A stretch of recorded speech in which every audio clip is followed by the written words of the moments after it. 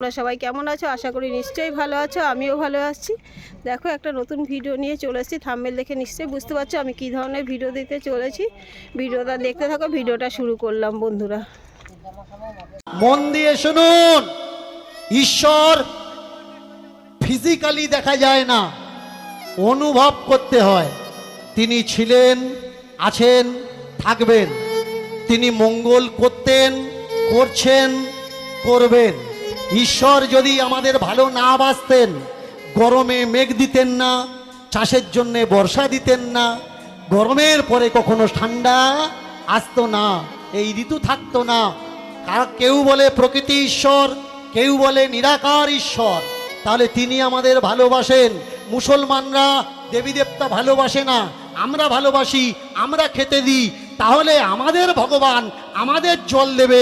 মুসলমান পাড়ায় জল কেন দেয়? তার মানে তার কাছে কোনো আপন পর নেই, তার কাছে সবাই সন্তান। আর আমরা শুধু ভগবান ভগবান করে নিয়েছি ব্যবধান। যে মুসলমানদের আল্লাহ, সে আমাদের ঈশ্বর। আল্লাহর উপাসনা মুসলমানরা করে, তাহলে মুসলিম এরিয়ায় ভালো ফসল ফলবে, হিন্দু এরিয়ায় কেন ফলবে? তার মানে ঈশ্বর হিন্দুরও যা, মুসলমানেরও তা। জাতি ধর্ম নির্বিশেষে আমরা তার কাছে সন্তান। বাবা বলে দিল এ ভগবান নয়, এ তোমার ছেলে। আমাদেরও ভগবানের সঙ্গে সম্পর্ক করা লাগবে, তবেই আমরা ভগবানকে পাবো। ওরা তোমার তরে কি করেছে? তোমার বাবা তো তোমায় জন্ম দিয়েছে, তোমার বাবার চিহ্ন ঠাকুর ঘরে রাখা উচিত, কারণ বাবা তোমার ঠাকুর।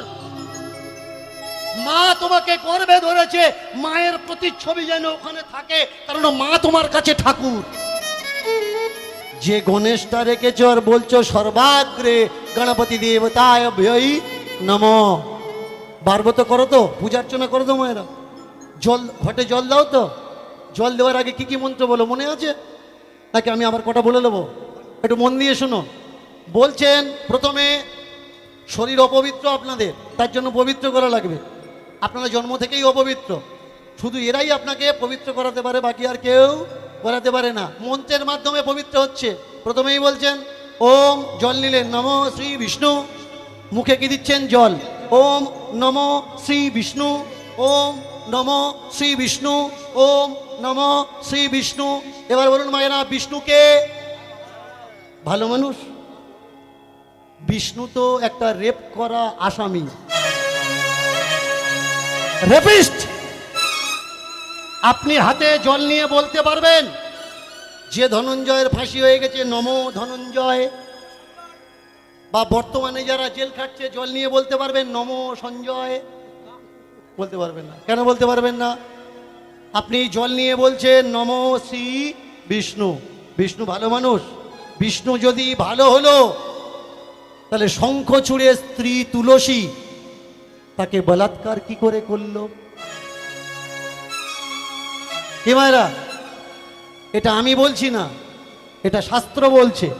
তুলসীকে অপবিত্র কে করেছে? ভগবান বিষ্ণু করেছে। সতী পরীক্ষার নাম করে দেবতারা আমাদের সমাজের দেবীদের চরিত্র লুট করেছে। যজ্ঞে ঘি ঢালছেন, ওম ইদম ইন্দ্র দেবতায় নমঃ, ওম ইদম চন্দ্র দেবতায় নমঃ। এবার বলুন তো, যে ইন্দ্রের নাম করে আপনি যজ্ঞে ঘি দিলেন ইন্দ্রকে বলিষ্ঠ পুষ্ট করার জন্যে, সেই ইন্দ্রের চরিত্র ভালো? বলুন বুকে হাত দিয়ে, ইন্দ্রের চরিত্র ভালো? ইন্দ্রের চরিত্র যদি ভালো হয়, তাহলে নিজের গুরু পত্নী অহল্যাকে সে বলাৎকার কি করে করে?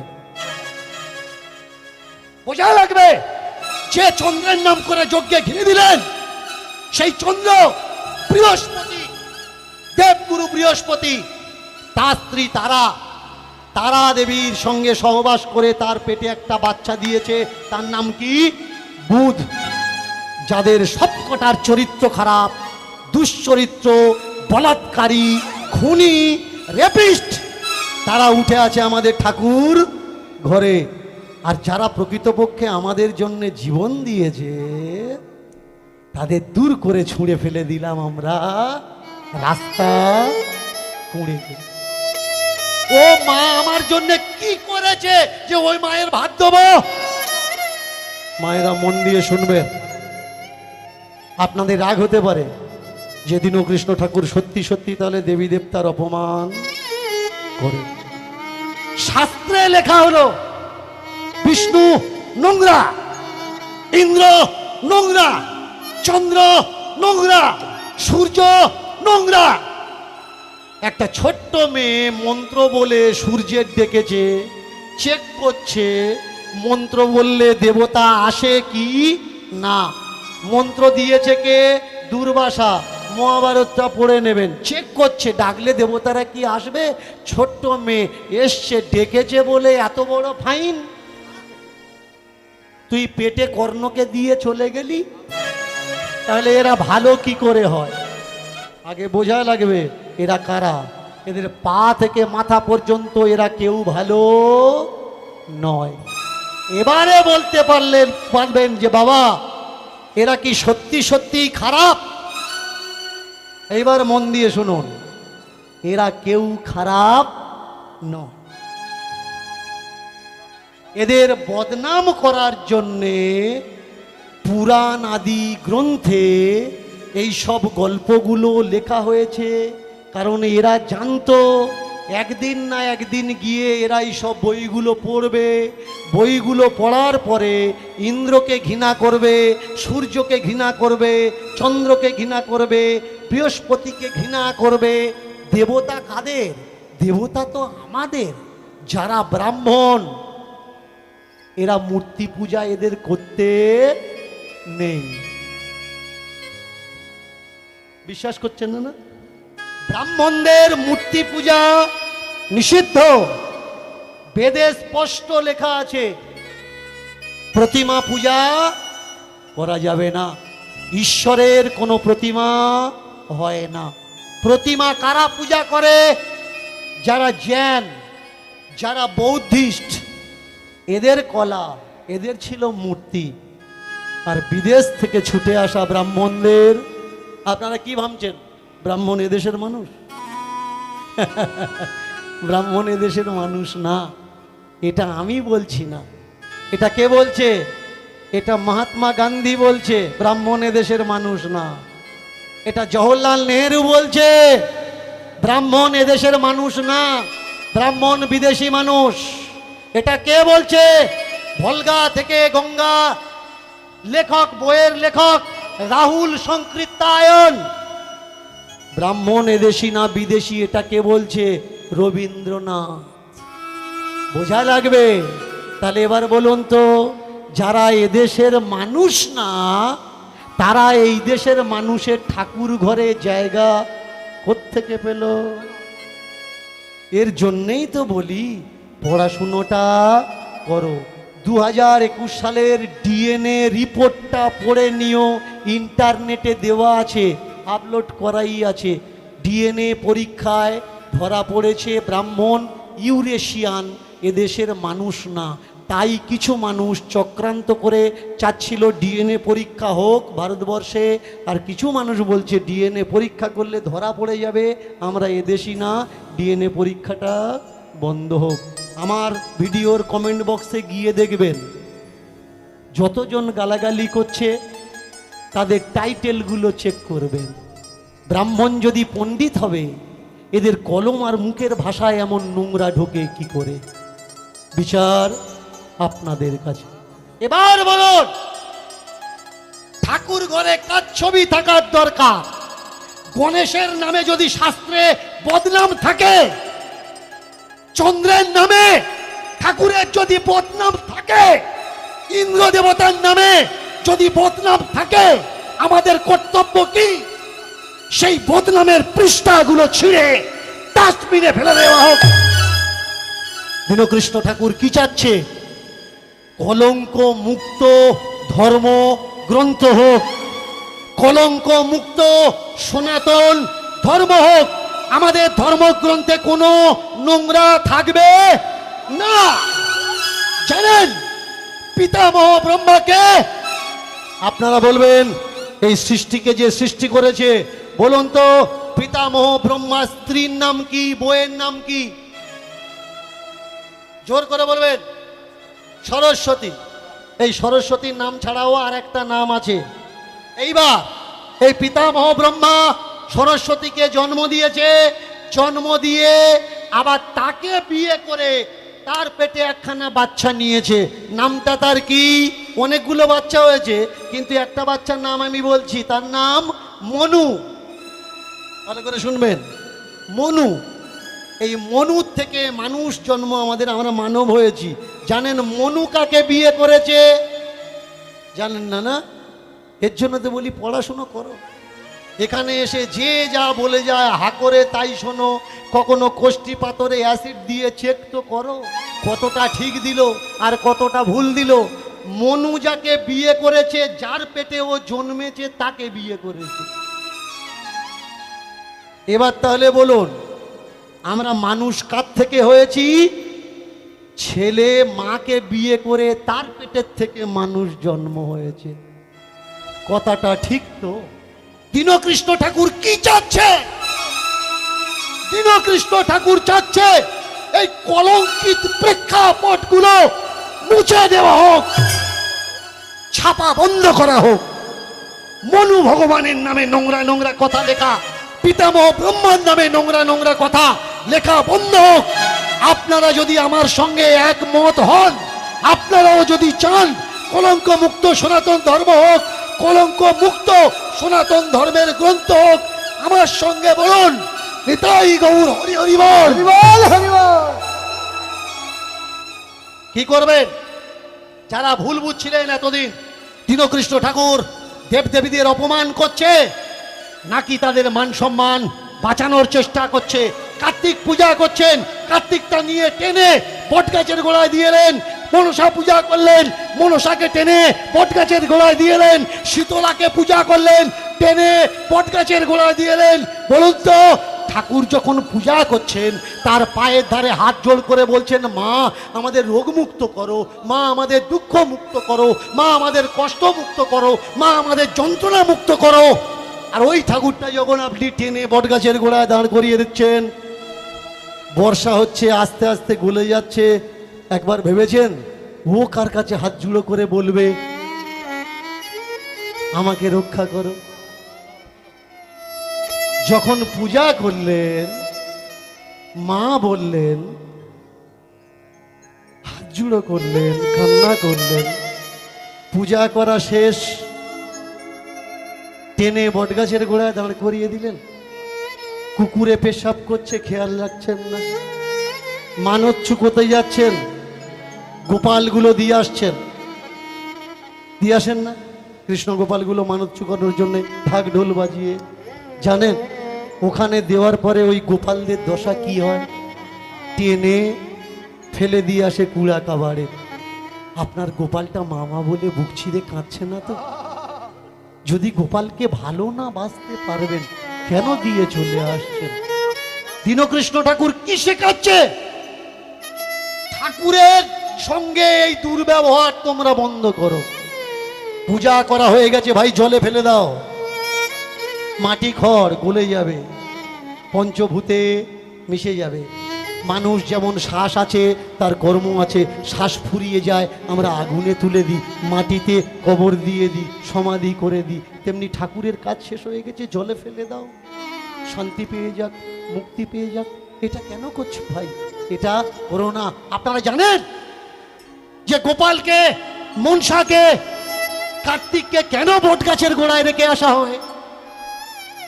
আপনারা বলবেন এই ঠাকুরগুলো ভাষাতে নেই, কি মারে, তাই তো?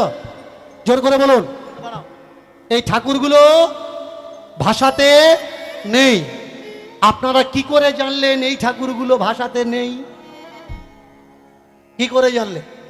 কেউ না কেউ আপনাদের বলেছে, খোঁজ নিয়ে দেখেছেন? কারা বলেছে? ছেলে পাবেন বলে কার্তিক পূজা করলেন, ছেলের জন্য বালা তৈরি করেছেন, কার্তিককে পরিয়ে দিলেন, কোমরের বটফল, পায়ের নপুর, গলায় হার। ও বেটা পূজা করতে এসে দেখছে ফেলে দিলে তো এগুলো পাবো না। তাই দেখ, এগুলো ভাষাতে নেই, বটগাছের গোড়ায় রেখে আয়, আমরা পরে খুলে নেব। আগে বোঝা লাগবে চক্রান্তটা কার। আমি দীনকৃষ্ণ ঠাকুর বলছি, গোপাল পূজা করেছেন, মন ভরে গেছেন, বিসর্জন করে দেবেন, গোপালের অপমান করবেন না। ছোট্ট মেয়েটা বাবাকে জিজ্ঞাসা করে, বয়সটা দাঁড়িয়েছে কত, 6 বছর। শুনতে পায় ভেতরে গান করে, বাবা নাচানাচি করে, খাবার নিয়ে ঢুকে, মনে প্রশ্ন জাগে ঘরের ভিতরে কে আছে যে তার জন্য বাবা খাবার নিয়ে যায়। বাবা বাড়িতে নেই, কিন্তু বাবাকে কথা দিয়েছে ঢুকবো না, তুমি যতদিন না নিয়ে যাবে আমি ভিতরে ঢুকবো না। মায়েরা চমৎকার দেখুন, ওই ঠাকুর ঘরের উদ্দেশ্যে ওই ঠাকুরকে বলে, তুই যেই হোস আমারও দিন আসবে। কি ভেবেছিস আমার বাড়িতে থেকে আমাকে দেখা দিবি না, আমি তোকে দেখতে পারবো না। যেদিন তোকে দেখবো রে কাছে টেনে নেব, যেদিন তোকে দেখবো কাছে টেনে নেব, যেদিন তোকে দেখবো রে কাছে টেনে নেব, যেদিন তোকে দেখবো কাছে টেনে নেব, পালাতে দেব না জড়িয়ে রাখবো, আর পালাতে দেব না জড়িয়ে রাখবো, পালাতে দেব না জড়িয়ে রাখবো, পালাতে দেব না জড়িয়ে রাখবো। সেদিন তুই কোথায় যাবি, সেদিন তুই কোথায় যাবি, যেদিন চোখা চোখি হবে সেদিন তুই কোথায় যাবি, যেদিন চোখাচোখি হবে সেদিন তুই কোথায় যাবি, সেই দিনের অপেক্ষায় বসে রইলাম আমি, বসে রইলাম আমি, সেই দিনের অপেক্ষায় বসে রইলাম আমি, বসে রইলাম আমি, সেদিনের অপেক্ষায় বসে রইলাম আমি, বসে রইলাম আমি, সেই দিনের অপেক্ষায় বসে রইলাম আমি, বসে রইলাম আমি।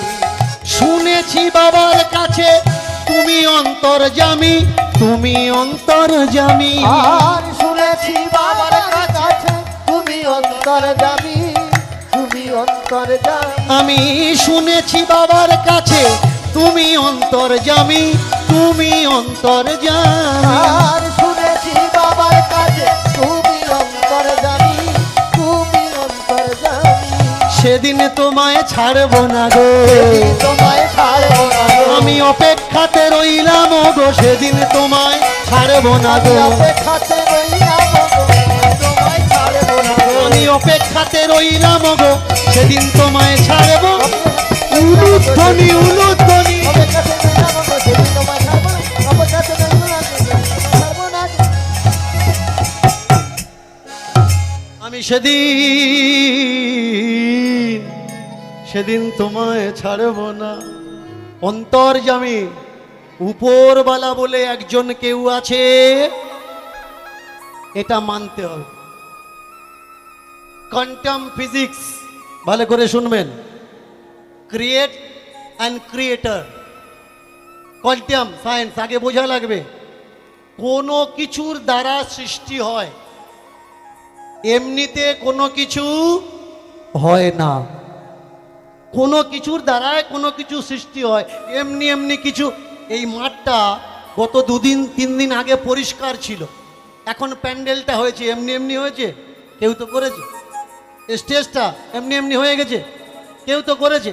আমরা কীর্তন করতে এসছি এমনি এমনি এসছি, কেউ তো টাকা জোগাড় করে এনেছে, তবে তো এসছি। কোনো কিছুর পিছনে কারণ থাকে, কোনো কিছুর কারণ ছাড়া কিছুর উৎপত্তি কখনো হয় না। আমাদের বুদ্ধি, আমাদের জ্ঞান এখনো পর্যন্ত অত বিকাশ হয়নি যে ওই ওয়েভ, ওই সাউন্ড আমরা শুনব। কুকুর যতটা সাউন্ড শুনতে পায় যে ডেসিমিলে, যে ওয়েভে, আমরা ওই সাউন্ডটা শুনতে পাই না, কারণ আমাদের বুদ্ধি আর ক্ষমতা অনুপাতেই আমরা শুনতে পাই। হাতি যে ফ্রিকোয়েন্স, যত জিরো ফ্রিকোয়েন্সে শোনে, আমরা অতটা ফ্রিকোয়েন্সে শুনতে পারি না। একটা হার্ডওয়ার্সের মাত্রা আছে, হার্ডওয়্যারের যতটা ক্যাপাসিটি আমাদের আছে আমরা ততটা শুনবো। ওর উপরে যদি চলে যায় আমরা শুনতে পারবো না, আর ওর নিচের লেভেলে যদি চলে যায় আমরা কেউ শুনতে পারবো না। তেমনি আমাদের দেখার অ্যাঙ্গেলটাও তাই, আমাদের স্থিতি অনুপাতে আমরা দেখতে পাবো। আমাদের দৃষ্টির শক্তির অগোচরে যদি কিছু ঘটে আমরা কেউ দেখতে পাবো না। তিনি আছেন, তার নাম জ্ঞানীরা বলেন প্রকৃতি। প্রকৃতির থেকে সৃষ্টি হয়েছে, প্রকৃতিতে মিশে যাব। ভক্তরা কি বলেন? ভক্তরা তাকে বলেন ঈশ্বর। ঈশ্বর আছেন, ছিলেন, আবার আগে বোঝা লাগবে কেউ না কেউ সে কে, হয়তো আমার দৃষ্টি শক্তির গোচরের বাইরে, তাই আমি তাকে দেখতে পাচ্ছি না। তার মানে যে সে নেই তা কিন্তু নয়। এবার যদি আমরা মনে করি আমার মতন ফট জোচ্চর মানুষ পেছনে অ্যান্টানা রেখে আমি ওকে দেখব, হবে? টাওয়ার লাগবে না, তাকে দেখা যাবে না। এত সহজ। ঈশ্বর কখনো বলেছে আমাকে পূজা করো, তবু আমরা করছি। ঈশ্বর কখনো কাউকে বলেছে আমাকে ডাকো, তবু আমরা ডাকছি। ঈশ্বর কখনো বলেছে আমাকে খেতে দাও, তবু আমরা খাওয়াচ্ছি। আমরা আমাদের মতো নিরাকার ঈশ্বরকে সাকার আকার দিয়ে নিয়েছি। বেদ বলছে ঈশ্বরের কোনো রূপ নেই, বেদ বলছে ঈশ্বরের কোনো জন্ম নেই, সে মরেও না, সে জন্মায়নি, সে মরেও না, তাকে ধরা যায় না, মারা যায় না, ছোঁয়া যায় না, কাটা যায় না, সে কারের গোচরে নয়, সে অগোচর, তাই তার নাম ঈশ্বর। তাহলে এই সমাজে আমরা যারা ঈশ্বরের মূর্তি বানিয়েছি এগুলো কারা? মানুষ ঈশ্বরের মূর্তি বানিয়েছে। ঈশ্বর কাদের মতো বানিয়ে নিয়েছে? মানুষের মতো। তার কল্পনাতে ঈশ্বরের প্রতিমূর্তি যতটুকু ক্যাচিং হয়েছে সে অতটুকুই বানিয়ে, সে মনে করছে তাহলে আমাদের হাত আছে মানে ঈশ্বরেরও হাত আছে, আমাদের পা আছে মানে ঈশ্বরেরও পা আছে। তাই মানুষের মতো রূপ দিয়ে ঠাকুর ঘরে তুলে দিয়েছে। দেওয়ার পরে আমরা মনে করছি আমরা খাই মানে ঈশ্বর খায়। সকাল সন্ধে দুপুর 3 টাইম আমরা ভোগের থালাটা ধরে দিচ্ছি। বলুন সে খাচ্ছে? একটা ঈশ্বরকে আমরা এত ধরে দিচ্ছি, সে খাচ্ছে না, তারপরে আমরা দিয়ে যাচ্ছি, দিয়ে যাচ্ছি, দিয়ে যাচ্ছি। বলুন তো, রাস্তার পাশে ত্রিপল টাঙিয়ে যাদের জায়গা নেই, গরমের সময় যারা ভাত পাচ্ছে না, তাদের আমরা এক মুঠো ভাত দিই? দিই না। কেন দিই না? কারণ ওরা তো খাবে, তাই দিই না। ঠাকুর ঘরে রাশি রাশি সাজিয়ে দিই। কেন সাজিয়ে দিই? কারণ ও তো খাবে না। ও দেবো, খাবে কে? সুগারের রুগী, বউ মারা গেছে, ছেলে আছে, বিএড করছে, বাবা অসুস্থ হয়ে পড়েছে, ঠাকুর ঘরে আজকের বিএড করা ছেলেটা ঢুকেছে, ঢুকে 2টো রসগোল্লা দিয়ে পূজা দিয়েছে। বাবা বললে, আরে কি দিয়েছিস আজকের ভোগে? বললে 2টো রসগোল্লা দিয়েছি, ঠাকুর খাবে। বললে, আরে ঠাকুর খায়? খাবো তো তুই আর আমি।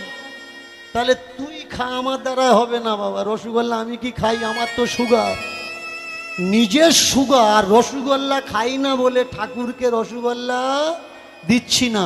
আমরা ঠাকুরকেও সুগারের রুগী বানিয়ে দিচ্ছি। আমরা মনে করছি ঠাকুর বোধহয় আমাদের মতো। ঠান্ডা পড়েছে, কিছু গোবর ভক্ত আছে দেখবেন, ঠাকুরের গায়ে শাল কিনে জড়িয়ে দিচ্ছে, আমার গোবিন্দের শীত লাগবে। হ্যাঁ, এদিকে হয়তো নেই, অন্য অন্য জায়গায় আছে। গোবিন্দের শীত লাগবে, শাল কিনে দিচ্ছে। কিন্তু ওর পাড়ায় কত গরিব মানুষ কাঁথা পাচ্ছে না, জামা প্যান্ট পাচ্ছে না, খালি গায়ে ঘুরছে। ও কখনো লক্ষ্য রেখেছে? লক্ষ্য রাখেনি। মা ছেঁড়া কাপড় পরে ঘুরে ঘুরুক, গোবিন্দ শাল গায়ে। ভাই, মা তোকে জন্ম দিয়েছে, গোবিন্দ তোকে কি দিয়েছে বল? প্রুফ করে দেখা। অনেকে বলবে যে আমরা যখন মায়ের পেটে ছিলাম নিচের দিকে মুখ করে উপরের দিকে পা করে গোবিন্দ গোবিন্দ বলে ডেকেছিলাম, বলেছিলাম হে গোবিন্দ পৃথিবীতে পাঠাও, তোমার নাম করব। কীর্তনে শুনেছেন না? পেটের ভিতরে ছাবাল কোনো রকম বলে, শুনেছে কে? জন্মের পরে শালা কথা শেখাতে শেখাতে 5 বছর লেগে যাচ্ছে, আর পেটের ভিতরে ও বলছে গোবিন্দ তুমি আমার বের করে দাও, তোমার ভজন করব। তাহলে মুসলমানের ছেলেরা কি বলে, কি বলবে? গোবিন্দ বলবে না আল্লাহ বলবে? সব আল্লাহ আল্লাহ বলে না এক বলে? ভাই এটা একটা প্রকৃতির সিস্টেম। ও এসেছে মানে বেরোবে, আর যদি না বের করো ও মরবে, আর যে ধরেছে সেও মরবে। ভাগবত পড়েন না? ভাগবত পড়েন তো? ভাগবতের যে প্রবক্তা তার নাম কি? সুখদেব। আপনারা জানেন সুখদেব মায়ের গর্ভে ক বছর ছিল? ক বছর ছিল মায়েরা? ভাগবত শোনেন না? না 9 মাস রাখতে হার্ট ফেল করে ফেলছে, ও 12 বছর ছিল। বুঝতে পারছেন ওর মার কি অবস্থা হয়েছে? 12 বছর ওই যন্ত্র টেনে টেনে কাজকর্ম করা লেগেছে। যখন বেরিয়েছে তখন নাকি সুখদেবের বড় বড় দাড়ি গোপ হয়ে গেছে। আমি বলছি না, ভাগবত বলছে, মহারাজ গুরু মহারাজরা বলে যখন পেটের থেকে বেরিয়েছে দাড়ি গোপ তৈরি, বড় বড় দাড়ি গোপ হয়ে গেছে। বলুন তো 12 বছরের ছেলে দাড়ি গোপের রেখা আসে? আপনার 12 বছরের ছেলে কই দেখুন না কত বড় গোপ উঠেছে, কত বড় দাড়ি উঠেছে। গোপ দাড়ি উঠতে গেলে কম করে 15 থেকে 16 বছরের দরকার, তবে দেখা যাবে, তারপরে বড় হবে। তাহলে ভাগবতে লিখেছে 12 বছর ছেলে বড় বড় গোপ দাড়ি হয়ে গেছে। বললে অনেক কিছু বলা যায়, বলা যাবে না। এখানে দাঁড়িয়ে তো সব শব্দ আমি বলতে পারবো না, বুঝে নিন যখন বেরিয়েছে অবস্থা কি হয়েছে। বেরিয়ে দাঁড়ায়নি, বেরিয়ে দাঁড়ায়নি কেন? মায়াময় পৃথিবী, এই মায়ায় আমি থাকবো না, এই মায়া ত্যাগ করার দরকার। এই জন্যে সাধু বৈষ্ণবরা আপনাদের বলে সংসার তো মায়া, নিচে মায়া। কে বাবা, কে মা, কে ভাই, কে বোন, এরা কেউ নয়। গোবিন্দ তোমার আপন, গোবিন্দ চরণে নিজেকে সমর্পণ করো। মায়েরা এইসব ধান্দাবাজ যদি পাড়াতে ভিক্ষে করতে আসেন, বলে দেবেন বাবা এটা তো মায়ার এরিয়া, এই মায়ার চাল ডালগুলো আপনারা নেবেন। কারণ অনেক কষ্টে মায়া ছেড়ে আপনারা নবদ্বীপে চলে গেছেন, বৃন্দাবন চলে গেছেন। এই চাল ডাল নিয়ে আবার যদি মায়ায় জড়িয়ে যান, এই এরিয়ায় ঢুকবেন না। একটু বলে দেখুন না কি বলে। আপনার টাকা, আপনার পয়সা, আপনার জমি, আপনার গাড়ি, আপনার পরিশ্রম, আপনার বাবাকে ওরা বলছে মায়ার বাবা মা, আপনার জন্মদাত্রী মাকে ওরা বলছে মায়ার মা। মায়া ত্যাগ দাও, বাবা মা ত্যাগ দাও, ভাই বোন ত্যাগ দাও। এবারে বলুন তো মা, ওদের কথা শুনে দীক্ষা নিয়ে যে মা আপনার পেটে ধরেছে সেই মায়ের হাতে আপনি খাচ্ছেন না, মাকে খেতে দিচ্ছেন না। আমি জানি না ওরকম মানুষ আপনাদের গ্রামে আছে কিনা, যে দীক্ষা নেওয়ার পরে এর বাড়ি যায় না, ওর বাড়ি যায় না, এর হাতে খায় না, তার হাতে খায় না। শুনে রাখো ভাই, এত বড় পাপ, এত বড় অন্যায় করো না, কারণ ঈশ্বর তোমাকে কখনো ক্ষমা করবে না। সত্যিই যদি ঈশ্বর বলে কেউ থাকে, থেকে থাকে, তুমি কি ভেবেছ যে আশ্রমের গুরুদেব তোমাকে মায়ার জ্ঞান দিচ্ছে, ওই আশ্রমের গুরুদেব মায়া মুক্ত? ও যদি মায়া মুক্ত হবে, একটা আশ্রমের গুরুদেবকে দেখাতে পারবেন যে মোবাইল ব্যবহার করে না? কি মনে করেন দেখাতে পারবেন? এমন কোন বড় গুরুদেব আছে যে মোবাইল ব্যবহার করে না? পারবেন না। এমন কোন আশ্রম দেখাতে পারবেন যার নামে ট্রাস্ট নেই, অট্টালিকা বাড়ছে না? আপনি যখন অট্টালিকা বাড়ছেন, আবার আপনার বাড়ি এসে বলছে 3.5 হাত জায়গার বেশি পাবি না, কি করবি এত জায়গা নিয়ে? এসব করিস না, গোবিন্দ চরণে সমর্পিত হ। আর ওর যখন টাকার দরকার হবে ও তখন বলবে, বাবা একদম আশ্রমের গায়ের প্লট, বুঝলি, এটা যদি ছেড়ে দিই আর অন্য কেউ এসে যদি এখানে ঢোকে, আশ্রম কি রক্ষা করতে পারবো? দেখ বাবা, তোরা চেষ্টা কর, আশ্রম কি আমার? আমি তো করে থুয়ে যাচ্ছি, তোরাই খাবি। বুঝেছেন আপনাকে কি জ্ঞান দিচ্ছে? আপনি ভাবলেন গুরুদেব মহান, বাড়ি আসলো, 10-12 ভাগে রান্না করে দিলেন, খেতে দিলেন, পা ধুয়ে আপনি জল খাচ্ছেন। আমার গুরুদেবের মতো আশীর্বাদ নেই। এটা করবেন না।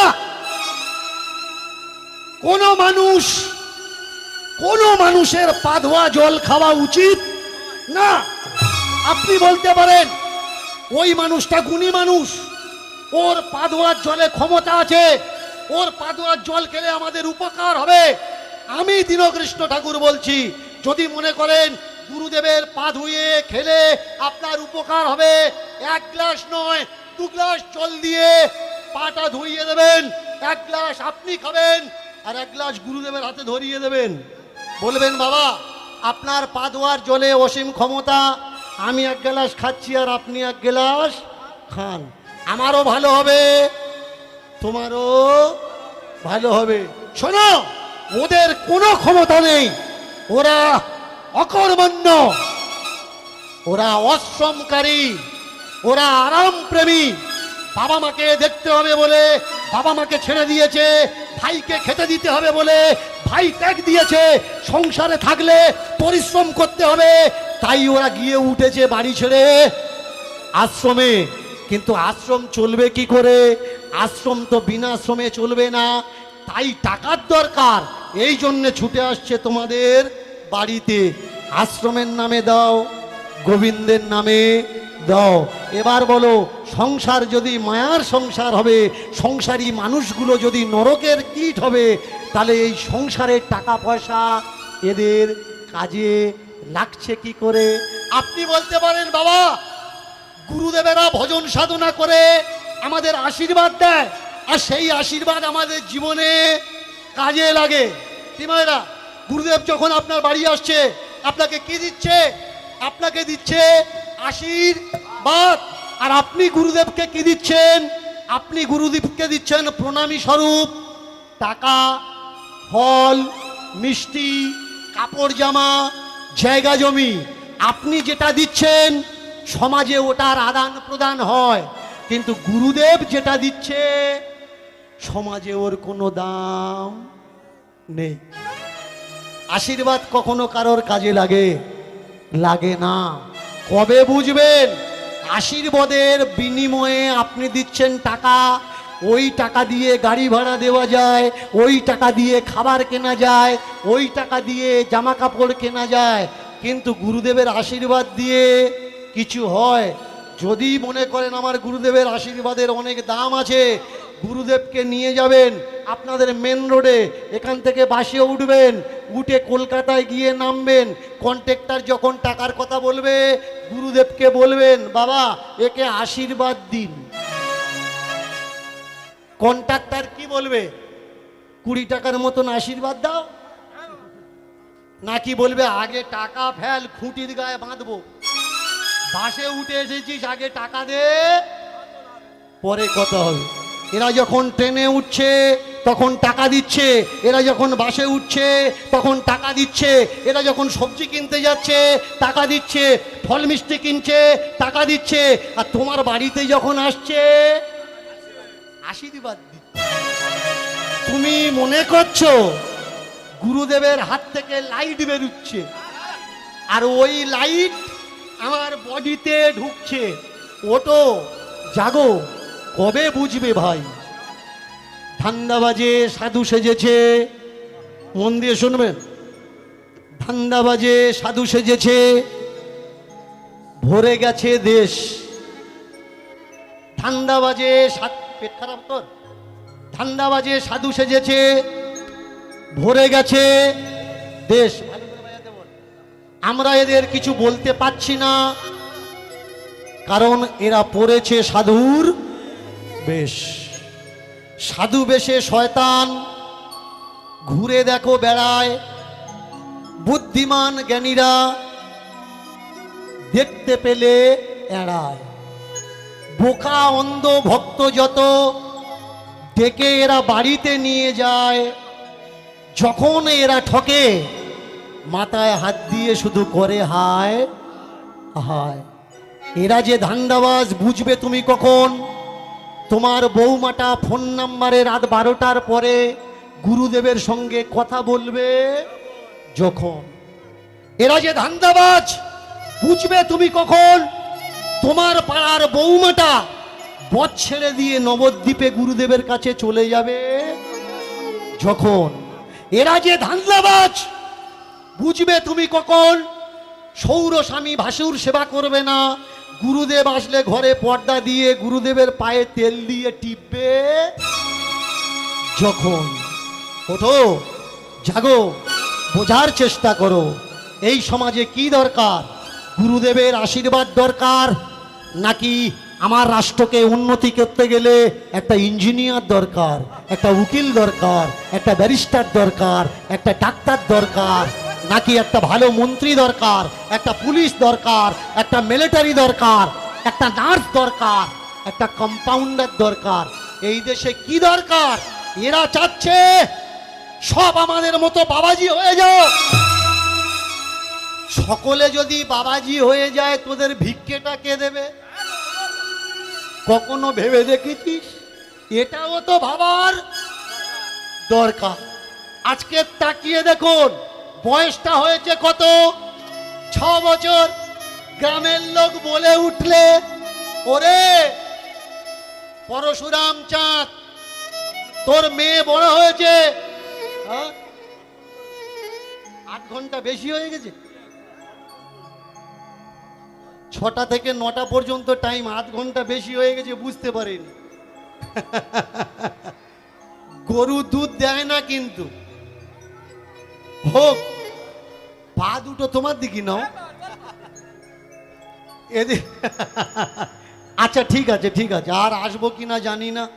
রেটটা এরকম হয়ে গেছে যে সকলে নিয়ে আসবে পারতেছে না। কেমন?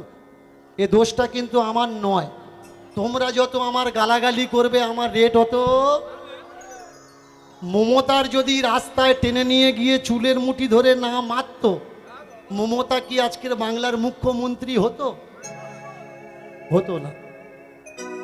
দীনকৃষ্ণ ঠাকুরের জয়নগরের বাড়ির থেকে তুলে নিয়ে গিয়ে হনুমান মন্দিরে যদি আটকে না রাখতো, রেটটা কি এই জায়গায় আসতো? আসতো না। প্রেম সে শুনুন, I am Dinokrishna Thakur, not my name. I am only for human body.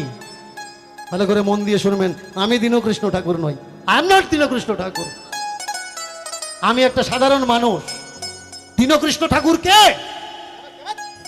আজকে যারা এই ডালপালা ধরে ঝুলছে না গান শোনার জন্য, এরাই দীনকৃষ্ণ ঠাকুর।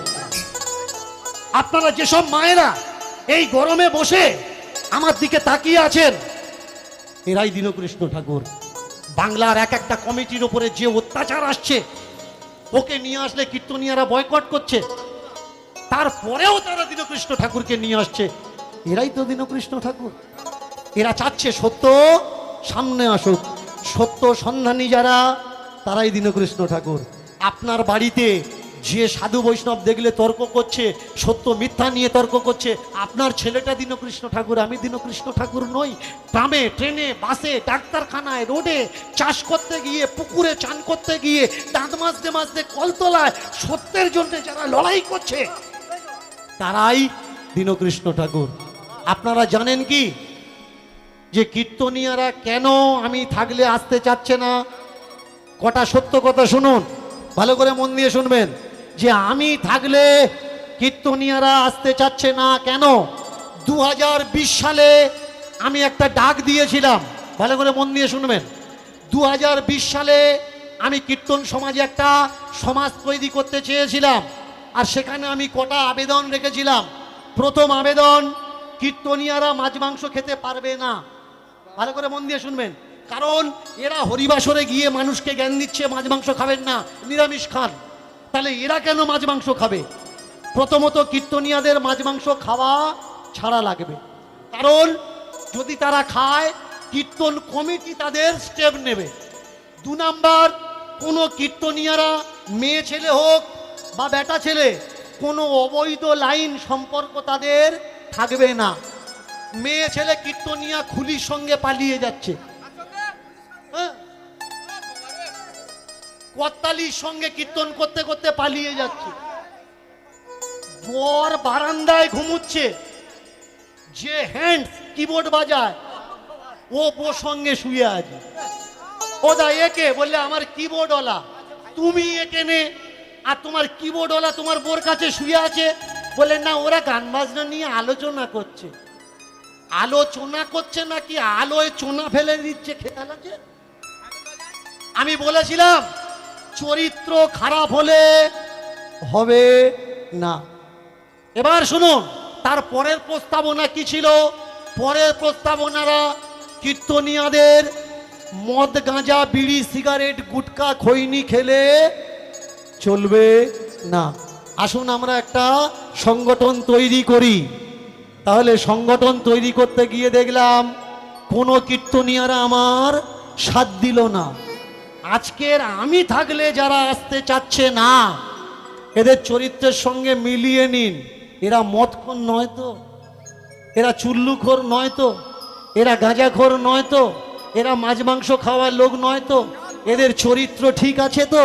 এর জন্যেই এরা আসতে চাচ্ছে না, কারণ ওরা ভালো করে জানে দীনকৃষ্ণ ঠাকুর যে আসরে থাকবে, আর আমরা যদি যাই জন্ম থেকে যে ময়লা আমাদের ভিতরে আছে সার্ফ দিয়ে কেচে সাফ করে দেবে, ওখানে যাওয়া যাবে না। প্রেম সে বলুন নিতাই গৌর হরিবল হরিবল হরিবল।